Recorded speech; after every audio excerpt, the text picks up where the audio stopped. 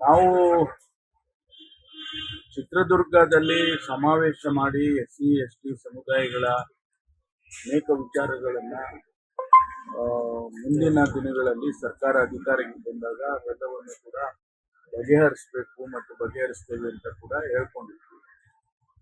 ಅದಕ್ಕೆ ಚಿತ್ರದುರ್ಗ ರೆಸಲ್ಯೂಷನ್ ಅಂತ ಹೆಸರು ಕೊಟ್ಟು ಒಂದು 10-20 ವೇದಿಕೆಗಳನ್ನು ಕೂಡ ಅವರು ಇಟ್ಟಿದ್ರು. ಆದ್ಮೇಲೆ ಸರ್ಕಾರ ಬಂತು. ಸರ್ಕಾರ ಬಂದಾಗ ಅನೇಕ ಭರವಸೆಗಳನ್ನ ಈಡೇರಿಸತಕ್ಕಂಥ ಕೆಲಸನೂ ಕೂಡ ಸರ್ಕಾರ ಮಾಡಿದೆ. ಈಗ ಉದಾಹರಣೆಗೆ ನಮಗೆ ಪೋಸ್ಟ್ ಮೆಟ್ರಿಕ್ ಸ್ಕಾಲರ್ಶಿಪ್ ಕೇಂದ್ರ ಸರ್ಕಾರದಿಂದ ಬರಬೇಕಾಗಿದ್ದು ಶಾಲಾ ಕಾಲೇಜುಗಳಲ್ಲಿ ಬರ್ತಾ ಇದೆ ಮತ್ತು SCP ಹಣ, PSP ಹಣ ಕೇಂದ್ರದಿಂದ ಬರ್ತಕ್ಕಂಥ ಹಣಪಾಲು ಕೂಡ ನಮಗೆ ಬೇಕಾಗಿರ್ತಕ್ಕಂಥದ್ದು. ಇವೆಲ್ಲವನ್ನು ಚರ್ಚೆ ಮಾಡಬೇಕು ಮತ್ತು ನಾವೆಲ್ಲ ಒಗ್ಗಟ್ಟಾಗಿ ನಮ್ಮ ಸಮಸ್ಯೆಗಳನ್ನ ಬಗೆಹರಿಸೋದಕ್ಕೆ ಪ್ರಯತ್ನ ಮಾಡಬೇಕು ಅಂತ ಹೇಳಿ ಆ ಚರ್ಚೆಗಳನ್ನ ಮಾಡಬೇಕು ಅಂತ ನಾವು ಸಭೆ ಸೇರೋದಕ್ಕೆ ಮಾಡಿದ್ದೇವೆ.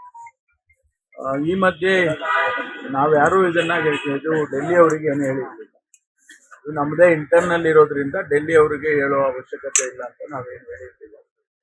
ಆದರೆ ಸುರ್ಜೇವಾಲಾ ಅವರು ನಮ್ಮ ಉಸ್ತುವಾರಿ ಪ್ರಧಾನ ಕಾರ್ಯದರ್ಶಿಗಳು ಸಾಮಾನ್ಯವಾಗಿ ಪಕ್ಷದ ವಿಚಾರಗಳು ಮತ್ತು ಸರ್ಕಾರದಲ್ಲಿ ಏನಾದರೂ ಶಾಸಕರಿಗೆ ಸಂಬಂಧಪಟ್ಟಂತ ವಿಷಯಗಳು ನಡೆಯುವಾಗ ಅವ್ರ ಗಮನಕ್ಕೆ ಹೋಗುತ್ತೆ. ಅವರು ನನಗೆ ಕರೆ ಮಾಡಿದ್ರು, ದೂರವಾಣಿಯಲ್ಲಿ ಕರೆ ಮಾಡಿ ನಾನು ಕೂಡ ಇದರಲ್ಲಿ ಭಾಗವಹಿಸ್ತೇನೆ. ನಾನು ಅವರಿಗೆ ಆಹ್ವಾನ ಮಾಡಿದೆ, ನೀವು ಬನ್ನಿ, ಇದರಲ್ಲಿ ಯಾವುದು ರಾಜಕೀಯ ಪ್ರೇರಿತ ಅಥವಾ ರಾಜಕೀಯಕ್ಕೋಸ್ಕರ ಮಾಡ್ತಕ್ಕಂಥದ್ದು ಯಾವುದು ಇಲ್ಲ, ನೀವು ಕೂಡ ಇದರಲ್ಲಿ ಭಾಗವಹಿಸಿ ಅಂತ ಹೇಳಿ ನಾನು ಅವರಿಗೆ ಆಹ್ವಾನ ಮಾಡಿದೆ. ಅದಕ್ಕೆ ಅವ್ರು ಹೇಳಿದ್ರು, ನಾನು ಈಗ ಆಗೋದಿಲ್ಲ, ನಾವು ಮುಂದೆ ಸಮಯ ಕೊಡ್ತೇನೆ, ಆಗ ಮಾಡಿ ನೀವು, ನಾನು ಕೂಡ ಭಾಗವಹಿಸ್ತೇನೆ ಅಂತ ಹೇಳಿ ಸದ್ಯಕ್ಕೆ ಮುಂದಕ್ಕೆ ಹಾಕಿ ಅಂತ ಹೇಳಿದ್ರು. ಪ್ರಧಾನ ಕಾರ್ಯದರ್ಶಿಗಳು ಹೇಳಿದ ಮೇಲೆ ನಮ್ಮ ಪಕ್ಷದಲ್ಲಿ ಅದು ಹೈಕಮಾಂಡಿನ ಸೂಚನೆಗಳು, ಹಾಗಾಗಿ ಅದನ್ನ ಮುಂದಕ್ಕೆ ಹಾಕಿದ್ವಿ, ಕ್ಯಾನ್ಸಲ್ ಮಾಡಿದ್ವಿ. Let me correct this, cancel ಮಾಡಿಲ್ಲ, ಮುಂದಕ್ಕೆ ಹಾಕಿದ್ವಿ. ಅವರ ಸಮಯವನ್ನು ತಗೊಂಡು ಅವ್ರ ಜೊತೆನಲ್ಲೂ ಕೂಡ ಕರೆದು ಚರ್ಚೆ ಮಾಡ್ತೀವಿ. ಯಾವಾಗ ಬರ್ಬೋದು ಸರ್ ಅವರು? ಗೊತ್ತಿಲ್ಲ, ಬರ್ತಾರ ಗೊತ್ತಿಲ್ಲ.